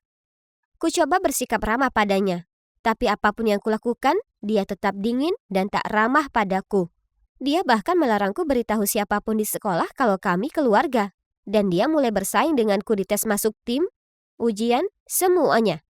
Lalu suatu hari setelah beberapa bulan tinggal bersama, dia memberitahu orang tua kami kalau dia akan tinggal dengan ibunya dan pindah sekolah. Kenapa, tanya kalian? Ya, karena dia tak tahan tinggal bersamaku lagi. Aku tak akan bohong. Mendengarnya berkata demikian menyakitkan sekali. Yang kulakukan hanyalah bersikap baik padanya. Tapi, baiklah. Jika itu maunya, maka terserah. Dan seperti yang kukatakan, cowok yang di sana itu adalah mantanku, Owen. Kami dulu pacaran saat aku kelas 2 dan dia kakak kelas. Tapi dia lalu memutuskanku karena alasan terkonyol yang pernah ada. Nah, dulu aku sedang jalani diet ketat. Tiap kali kami pergi makan, aku akan pesan salad yang nampaknya menyedihkan. Dan Owen akan pesan burger lezat dengan tambahan kentang goreng. Jadi, aku mengambil 1 atau 2 gorengan dari piringnya. Dan beberapa gigit burgernya. Tapi maksudku, berbagi itu hal yang sangat wajar dalam hubungan, ya kan? Tapi, iya, menurut Owen tidak begitu. Jadi, seperti itu, dia mengakhiri semua denganku lalu pergi kuliah. Tapi sekarang dia kembali ke kota untuk liburan musim panas. Dan dia pacaran dengan saudara tiriku. Oh, hey Amy. Lama tidak jumpa. Oh iya, kuharap kau tak masalah aku sekarang dengan Owen. Aku benci sarkasnya. Dan apa perlu dia bergelayut di lengannya dan membelai rambutnya? Bagaimana denganmu, Amy? Apa kau sedang bersama seseorang saat ini? Tak mungkin kukatakan pada mereka aku jomblo. Itu bakal memalukan sekali. Jadi, kusibakkan rambutku, lalu membual tentang pacarku yang berusia lebih tua. Pria dewasa, yang wajahnya seperti bintang film dan badan seperti model Calvin Klein. Kerutan mulai terbentuk di antara alis Mila. Hahaha, rasakan kau. Tapi kemudian, Owen tiba-tiba berkata, Hebat. Gimana kalau double date besok malam? Apa? Ide yang bagus, sayang. Aku mau bertemu pria beruntung yang mencuri hati saudariku. Ya Tuhan, mereka tak bercanda. Aku tak ada pilihan lain kecuali setuju. Sial, di mana akan kutemukan pria lebih tua yang tampan besok? Amy, apa kau mencoba merosak meja? Ups, aku terlalu disibukkan dengan dilema kencanku. Sampai tak sadar sudah kubersihkan meja yang sama 20 menit lamanya. Hei, tapi tunggu. Kuperhatikan lebih dekat wajah manajerku.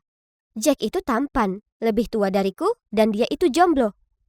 Ya Tuhan, kutemukan pacar palsuku. Sekarang aku hanya perlu membujuknya. Tapi, dia jauh terlalu serius untuk menolong dalam situasi bodoh seperti ini. Aku tahu kalau dia sedang cari pacar sempurna. Karena tak sengaja ku dengar dia mengeluh tentang kencan-kencan bencana yang dia jalani. Isyarat untuk rencanaku yang sempurna. Setelah kami menutup kedai kopi, aku mengajukan diri untuk bersih-bersih supaya punya alasan tinggal lebih lama dengan Jack. Hey Jack, pacarku, Owen, punya adik yang pintar dan juga cantik yang ingin kukenalkan kepadamu.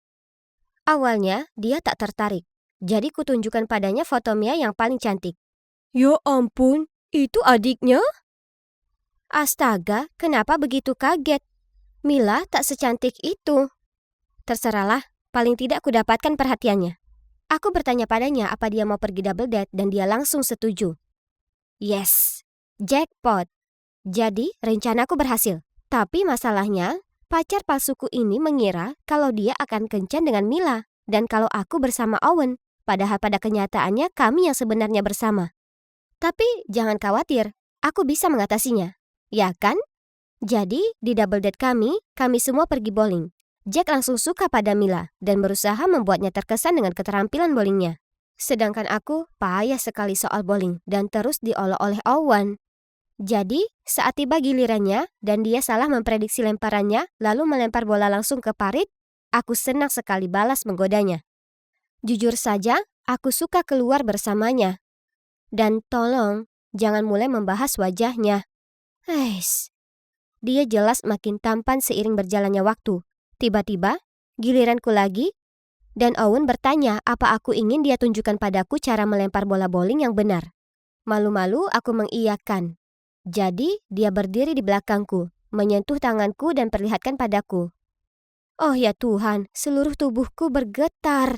Dan bisa kurasakan kalau Owen juga tersipu. Tunggu dulu. Kurasa aku masih punya perasaan untuknya. Mila tak pantas dengannya. Dia seharusnya bersamaku.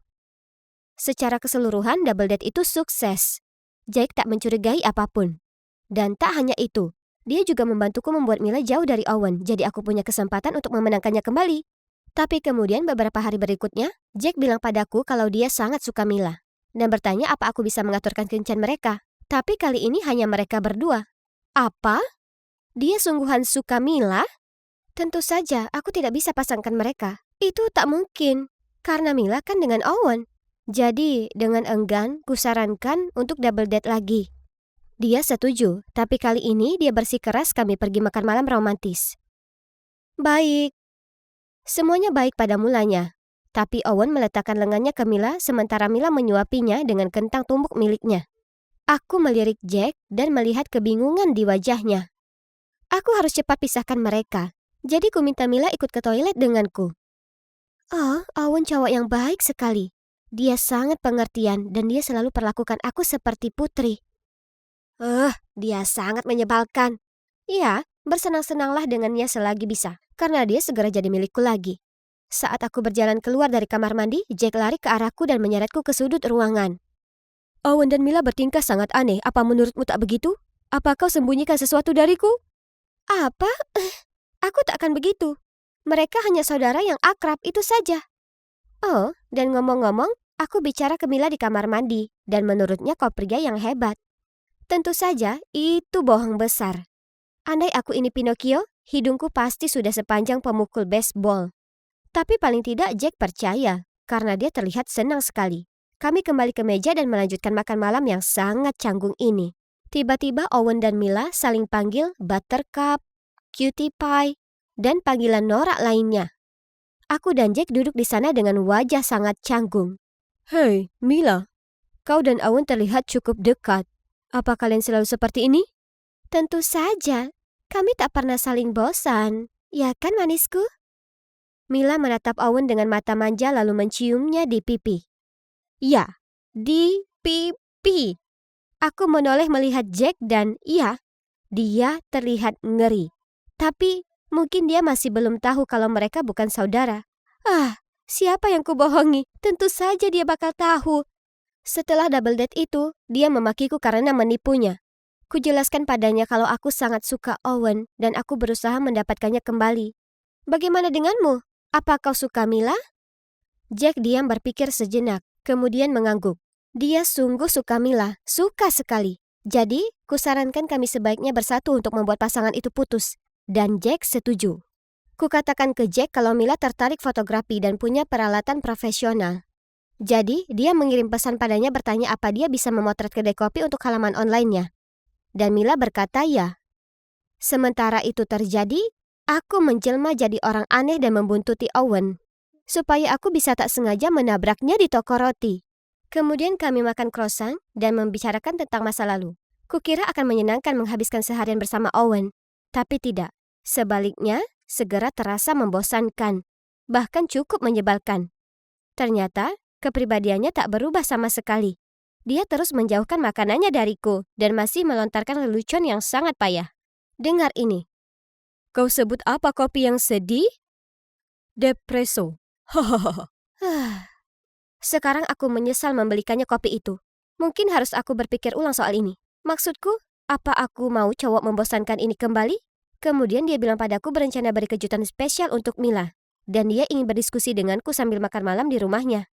Saat aku di dapur membantunya memasak, tiba-tiba dia bergerak maju dan berusaha menciumku. Hah? Apa?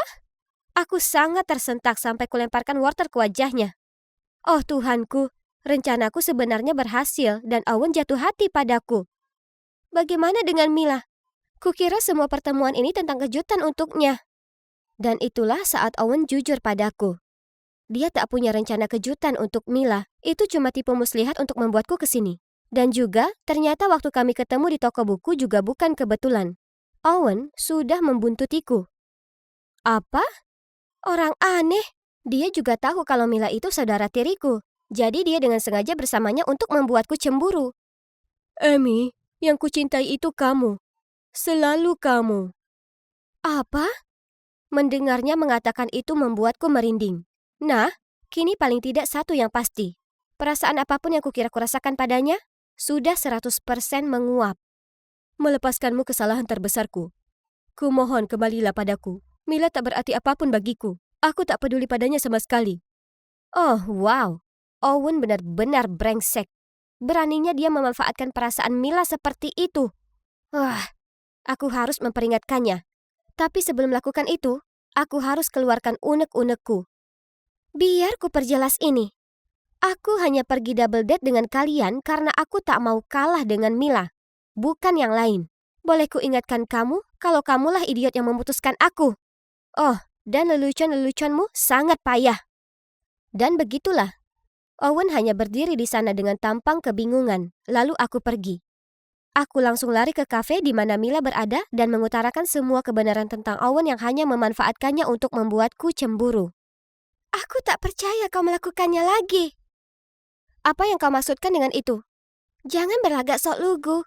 Kau mencuri pacarku. Lagi. Hah? Apa yang dia maksud dengan lagi? Ternyata dulu, Mila naksir dengan Owen. Jadi, saat aku dan Owen mulai pacaran, dia jadi sangat marah. Dan itulah kenapa dia selalu dingin denganku. Aku tak tahu. Aku bersumpah.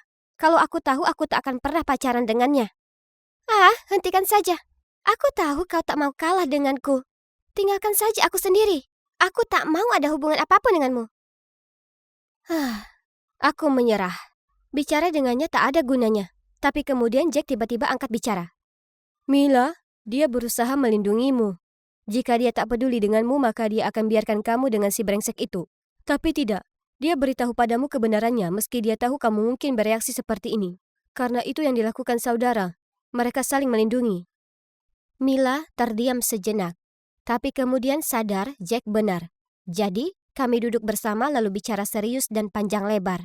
Ada tawa, tangis, dan banyak sekali minuman coklat panas. Tapi pada akhirnya, kami pun akhirnya bisa saling memahami satu sama lain. Jadi begitulah. Setelah semua drama itu, aku dan Mila kesampingkan perseteruan kami dan berbaikan. Awalnya, Mila agak sedih dengan apa yang Owen lakukan terhadapnya. Untung, Jack selalu menemaninya, dan segera Mila membuka hati untuknya, dan hubungan mereka meningkat.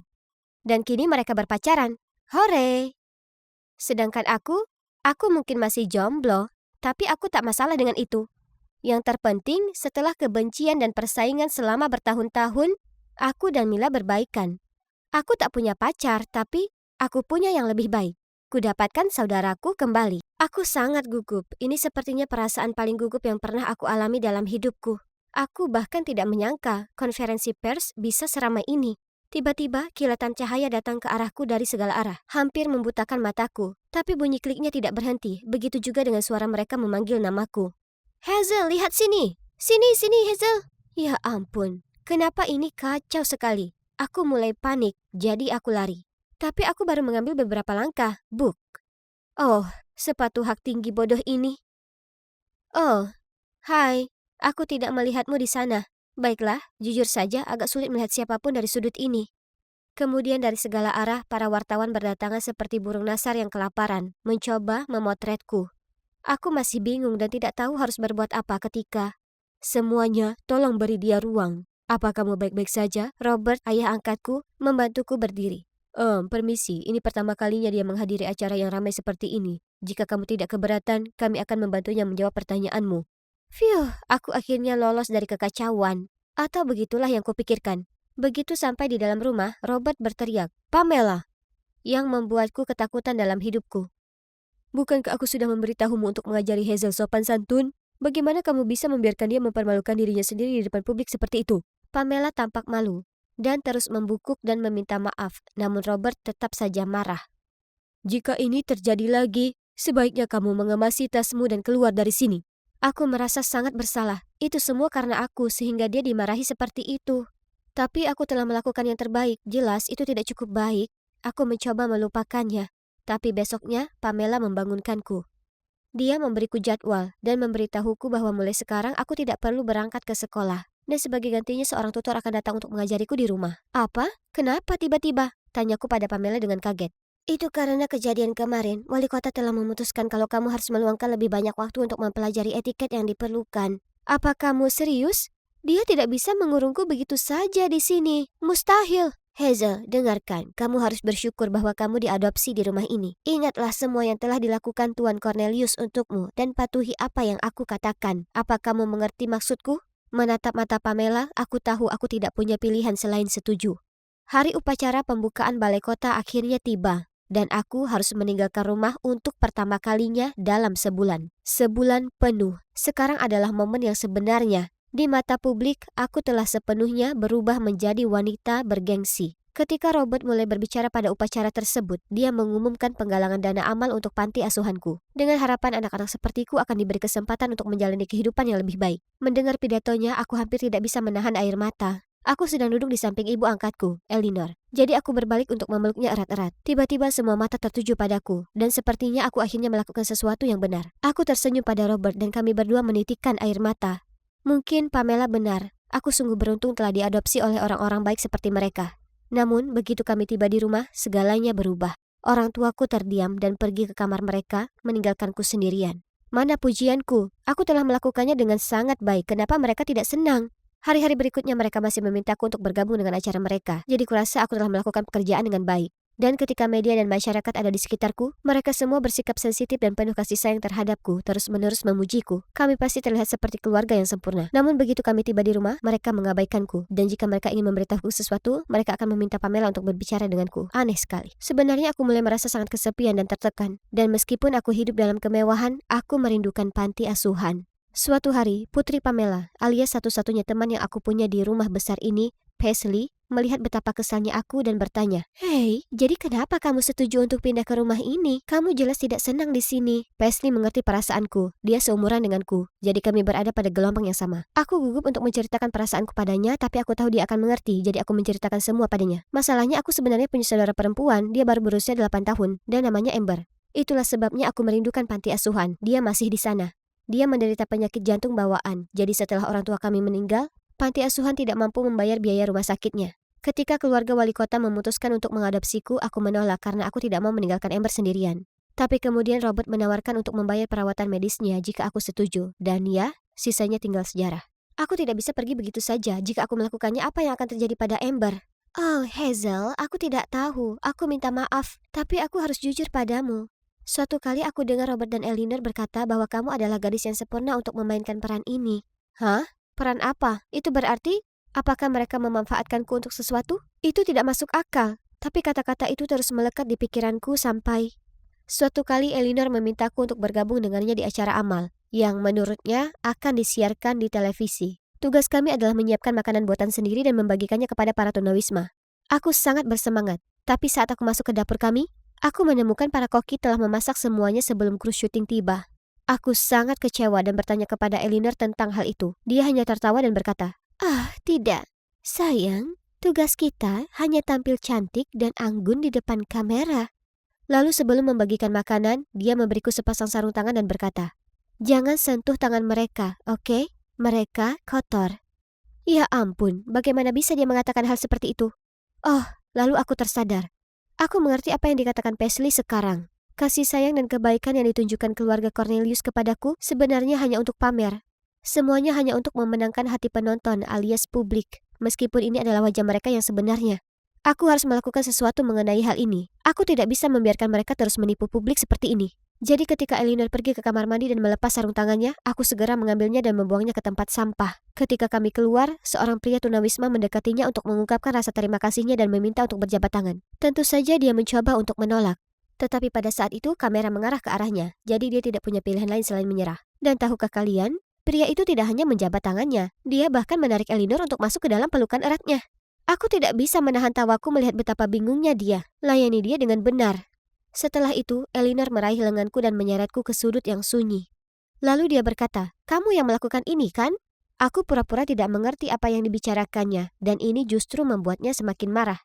Kemudian pada malam harinya, ketika kami sampai di rumah, Robert sudah menunggu dan berteriak kepadaku, Kamu sedang bermain apa? Aku bingung, tapi kemudian Elinor menambahkan, "Jangan pernah macam-macam denganku seperti itu lagi." Sekarang dengarkan baik-baik. Apa kamu tidak merindukan adikmu? Apa kamu tidak penasaran apakah dia baik-baik saja atau tidak? Benar, kamu sebaiknya berperilaku dengan sopan mulai sekarang, Nona muda. Aku sangat terguncang dengan apa yang mereka katakan. Aku bahkan tidak ingin meninggalkan kamarku. Bagaimana jika terjadi sesuatu pada adikku? Lalu tiba-tiba Paisley naik melalui jendela ke kamarku. Begitu aku melihatnya, aku langsung menangis.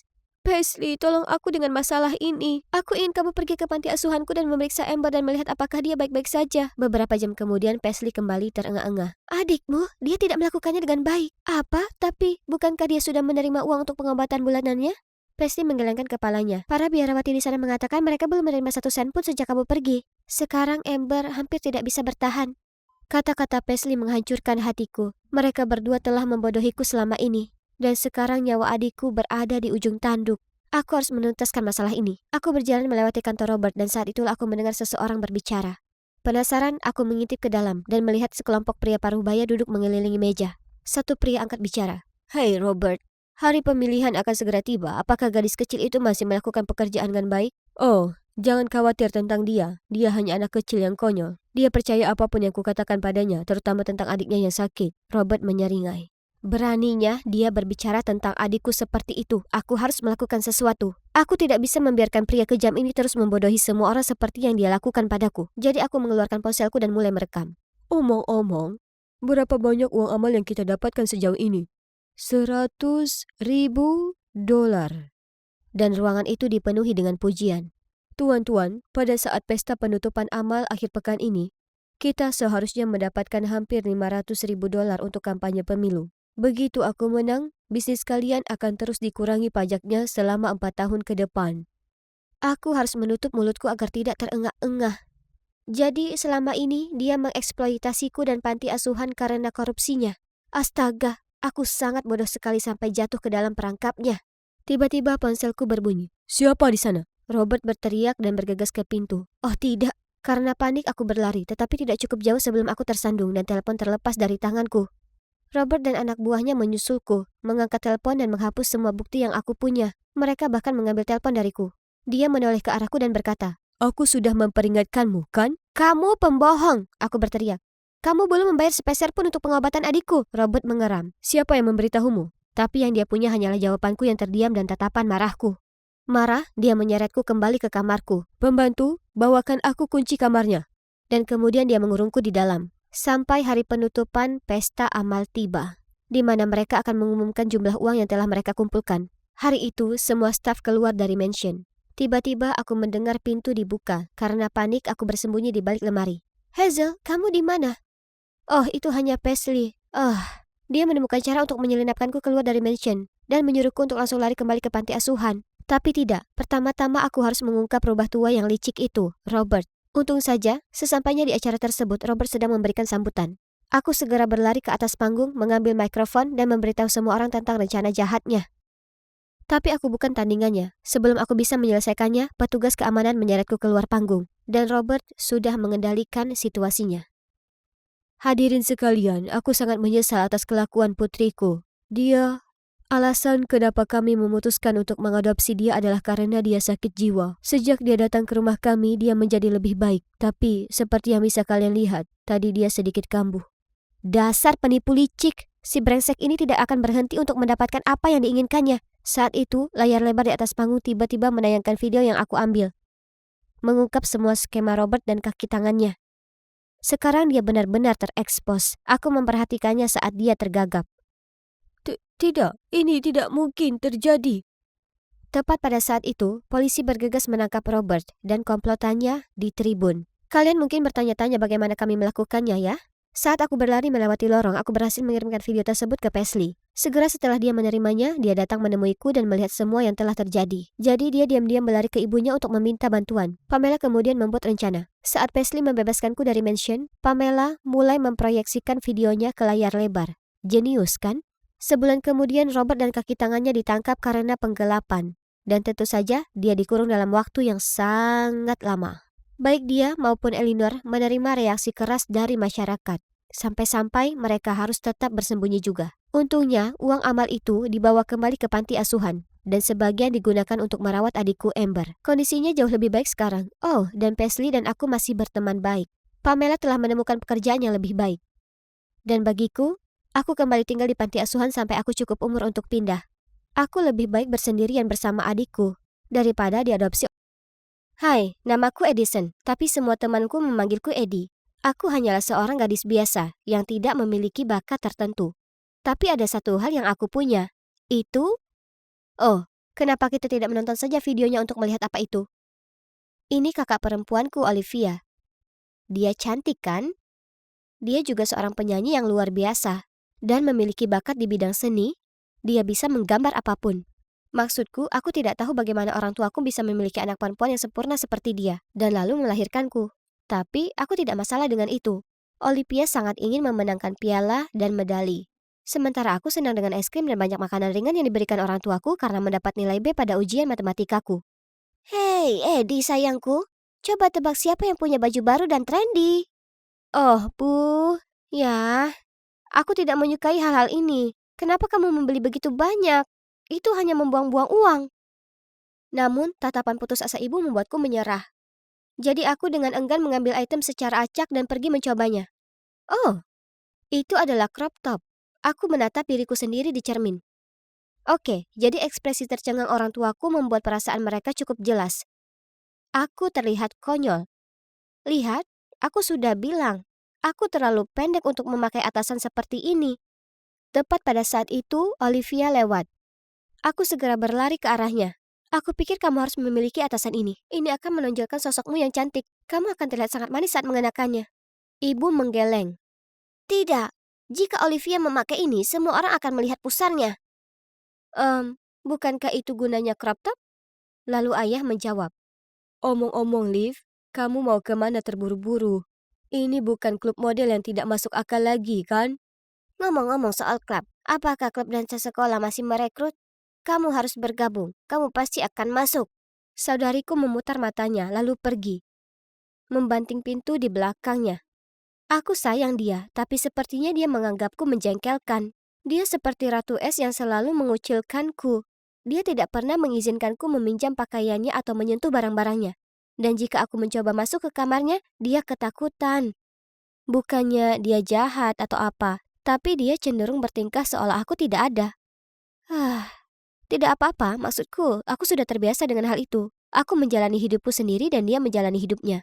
Itu sebabnya ketika aku pertama kali mendapatkan ponsel dan mulai menggunakan media sosial, aku tidak mencoba mencari profilnya, meskipun aku tahu dia ada di semua platform tersebut. Malam itu, ibu memintaku naik ke atas untuk memanggil Olivia untuk makan malam. Tidak ada jawaban. Jadi, aku mulai mendorong pintu hingga terbuka. Dia tiba-tiba muncul dari kamar mandi dan berteriak. Hei, apa yang kamu lakukan? Kamu tahu kamu tidak diperbolehkan masuk ke kamarku. Aku mengetuk, tapi kamu tidak menjawab. Ibu bilang ini waktunya makan malam. Dia mendesis padaku dan mengusirku. Oh, kenapa dia harus memperlakukanku seperti aku adalah hama? Cara dia begitu aneh dengan kamarnya sungguh menjengkelkan. Mungkin dia menyembunyikan sesuatu di sana? Nah, mungkin aku hanya terlalu memikirkan hal ini. Olivia selalu seperti ini. Hidup terus berjalan, dan saudari perempuanku, ya, dia terus menjauhkan diri dariku. Namun kemudian pada suatu akhir pekan, aku berjalan ke bawah dan melihatnya dengan riang menyinandungkan sebuah lagu sambil menari di dapur. Ketika dia melihatku, dia tersenyum dan berkata, "Selamat pagi. Ayo duduk di sini, aku sudah membuatkanmu sarapan." Oke, ini aneh. Aku dengan hati-hati duduk dan terus menatapnya. Kenapa kamu begitu bahagia? Dan di mana ibu dan ayah? Ibu dan ayah baru saja bergegas mengerjakan urusan pekerjaan. Lalu dia meletakkan piring itu di hadapanku, menyeringai, lalu melanjutkan. Ibu membuat kue pagi ini dan menyuruhmu membawanya ke rumah nenek. Katakan padanya aku titip salam. Oh, kamu tidak ikut denganku? Tidak, aku tidak bisa. Maaf, aku ada pekerjaan yang harus diselesaikan. Dia terus menatapku dan aku merasa dia ingin aku bergegas. Bahkan sebelum aku selesai makan, dia memberikan jaketku dan membawaku keluar dari pintu. Karena tidak punya pilihan, aku pergi ke rumah nenek sambil memikirkan betapa anehnya hal ini. Sampai aku menyadari bahwa aku bahkan tidak membawa tas kue. Aku meninggalkannya di rumah. Astaga, aku segera bergegas kembali. Tapi, kenapa ada mobil aneh yang terparkir di luar rumahku? Aku berlama-lama di belakang dan menyaksikan seorang pria parubaya keluar dari mobil. Bahkan sebelum dia sampai ke pintu, Olivia membukanya dan tersenyum padanya. Aku sembunyi di balik semak agar aku bisa terus melihatnya. Hah? Kenapa dia menyerahkan bunga dan kotak hadiah padanya? Dia dengan senang hati mengambilnya dan bahkan bersandar ke telinganya dan mengatakan sesuatu. Ya Tuhan, jadi ini menjelaskan kelakuan aneh kakakku. Mereka pacaran, kan? Aku tidak pernah menyangka kalau kakakku akan tertarik pada lelaki tua seperti ini. Mengejutkan. Tapi tunggu, bagaimana jika dia menipunya?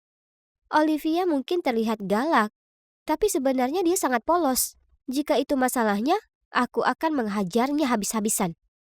Tapi ini hanya spekulasiku. Aku tidak bisa bertindak tergesa-gesa tanpa mengetahui kebenarannya. Jadi aku memutuskan untuk tidak memberitahu mereka bahwa aku ada di sana, dan diam-diam memasuki rumah melalui pintu belakang untuk mengambil tas kue.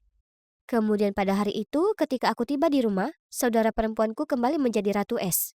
Dia memasak tanpa bersuara, jadi aku bilang padanya nenek berkata hai, dan dia hanya mendengus, lalu terus mengaduk supnya. Aku perlu mencari tahu apa yang sebenarnya terjadi. Kesempatan sempurna muncul beberapa minggu kemudian ketika ibu dan ayah pergi berlibur di akhir pekan. Aku memberitahu Olivia bahwa aku akan pergi piknik dengan teman-teman, tapi ini bohong. Aku sebenarnya bersembunyi di tempat persembunyianku yang setia dan mengawasi. Seperti yang diharapkan, lelaki tua itu muncul dan Olivia membiarkannya masuk. Pintunya terbuka sedikit, jadi aku berjingkat ke dalam dan mendengar mereka tertawa di ruang tamu. Aku mengintip ke dalam dan aku terkejut. Kakak perempuanku sedang duduk di sofa dengan mengenakan pakaian paling aneh yang pernah ada. Pakaian seperti itulah yang hanya dipakai oleh model catwalk. Dan yang terpenting, dia memakai riasan tebal dan tampak seperti orang yang sangat berbeda. Pria aneh itu sedang duduk di sebelahnya. Keduanya melihat ponselnya dan tertawa bahagia. Ya ampun, sekarang semuanya sudah jelas. Dari sifatnya yang pendiam hingga ruangannya yang terkesan rahasia, itu semua agar dia bisa terus menyembunyikan kisah cinta beda usia ini. Aku tidak tahu bagaimana harus bereaksi sekarang. Aku hanya merasa kasihan padanya karena dia harus menyembunyikannya. Maksudku, ini adalah rumahnya, dan kami adalah keluarganya. Kami mungkin tidak dekat, tapi dia adalah kakak perempuanku, dan aku ingin dia bahagia. Jika cinta ini nyata, maka aku mendukung sepenuhnya. Dan jika pria ini ternyata jahat, maka aku akan melindunginya sampai akhir. Orang tuaku kembali malam itu, jadi aku mengadakan malam menonton film keluarga. Ide bagus untuk ikatan keluarga, bukan? Aku memilih film romantis yang aktris utamanya jauh lebih muda dari pacarnya. Di tengah-tengah film, aku menoleh ke orang tuaku dan bertanya, "Bu, Ayah, jika kamu adalah orang tua mereka, apakah kamu mengizinkan hubungan itu?" Mereka menatapku bingung, lalu ayah langsung bertanya, Hei Edi, jangan bilang kalau kamu jatuh cinta dengan lelaki tua ya. ini mengagetkanku. Tapi sebelum aku bisa berkata apa-apa, bel pintu berbunyi. Aku hendak membuka pintu, hanya untuk menghindari menjawab pertanyaan ayah. Tapi Olivia lebih cepat. Tidak lama setelah itu, dia berbalik dan berteriak padaku. Eddie, beraninya kamu menyentuh ponselku. Ada apa, Liv? Siapa yang ada di depan pintu? Tanyakan pada putri tersayang Edison. Dia menatapku dengan pandangan kotor, lalu bergegas ke kamarnya. Orang tuaku langsung membombardirku dengan banyak sekali pertanyaan. Apa yang sedang terjadi di sini? Siapa yang membunyikan bel? Kenapa Olivia seperti itu? Oke, yang membunyikan bel itu adalah pacarnya Olivia. Jadi, tadi, saat Olivia meninggalkan ponselnya di dapur, aku perhatikan ada pesan dari seorang pria bernama Henry Davis. Aku segera mencarinya di FB dan menemukan bahwa ini adalah pria yang sama yang mengunjunginya. Jadi, aku menggunakan teleponnya untuk mengirim pesan kepadanya agar dia datang pada jam 8 malam. Aku pikir akan lebih baik jika Olivia mengumumkan hubungannya dengan orang tua kami. Tapi, sepertinya dia tidak menerimanya dengan baik. Bagaimanapun, sekarang aku tidak punya pilihan selain menceritakan segalanya kepada orang tuaku. Wajah mereka menunduk, dan tanpa berkata apa-apa, mereka berlari ke atas dan menggedor pintu Olivia. Namun tidak ada jawaban. Malah, kami semua mendengar suara gemeretak dari pintu belakang. Dan Olivia pun kabur. Wajah orang tua kami memerah. Sementara aku merasa sangat bersalah, karena aku tidak hanya tidak dapat membantunya, tetapi malah memperburuk situasi. Keesokan harinya, Olivia masih belum kembali. Dia juga tidak masuk sekolah, yang menyebabkan orang tuaku menjadi panik. Lalu tiba-tiba aku teringat pada Henry. Benar, kenapa aku tidak berpikir untuk menanyakannya dari awal? Jadi aku segera menghubungi Henry dan memintanya membantu mencari Olivia. Sore itu, saat aku baru pulang sekolah, aku melihat Henry pergi. Ada catatan tertempel di pintu yang menyatakan Olivia baik-baik saja dengan alamat di bawah. Dan juga tertulis jika kita datang ke sana jam 9 pagi, kita akan menemui Olivia. Keesokan paginya, kami datang lebih awal dari yang dijadwalkan. Hah? Itu adalah sebuah studio, dan seperti yang dikatakan Henry, Olivia ada di sana. Dia tampak sangat glamor, dan begitu sibuk mempersiapkan pemotretan sehingga dia tidak memperhatikan kami. Henry menyambut kami, dan mulai menjelaskan segala sesuatu yang membuat orang tuaku serta aku tidak bisa berkata-kata. Ternyata, kebenarannya jauh dari apa yang kupikirkan. Dia bukan pacarnya, tapi dia adalah manajernya. Ia melihat potensi Olivia dan membimbingnya menjadi foto model dan TikToker. Bunga dan hadiahnya berasal dari merek tempat dia bekerja. Dan suatu hari, dia mengenakan pakaian dan riasan itu untuk video TikTok. Setelah syuting selesai, kami berjalan ke arahnya. Tapi dia melihat kami dan lari. Aku berhasil menyusulnya lalu berkata, Kak, kenapa tidak mengatakan yang sebenarnya? Kami adalah keluargamu. Kami akan selalu berada di sisimu. Di pihakku? Serius? Kamu tidak tahu bagaimana rasanya menjadi orang luar. Tidak peduli berapa banyak kompetisi yang aku menangkan. Aku tidak terlihat saat kamu dipuji hanya karena mendapat nilai yang biasa di ulangan matematika. Aku ingin menjadi model, tetapi mereka tidak menginginkannya. Mereka ingin aku sengsara. Aku lebih baik kabur dan melakukan apa yang aku suka.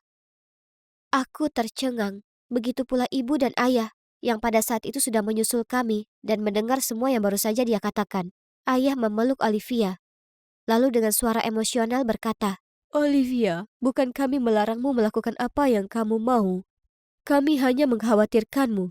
Kami hanya tahu bahwa industri ini bisa menjadi rumit, dan kami tidak ingin kamu terluka. Benar, dan tidak benar kalau kami lebih mencintai Eddie daripada kamu. Kamu unggul dalam segala hal, dan kami tidak ingin Eddie merasa tertekan. Kami benar-benar minta maaf, Olivia. Kami semua mencintaimu. Oh tidak, Bu. Jangan khawatir. Aku tidak pernah merasa seperti itu. Sebenarnya, aku selalu mengagumi Olivia. Dan aku sedih saat dia mengabaikanku. Olivia menangis terseduh-seduh, dan seluruh keluarga kami berpelukan erat.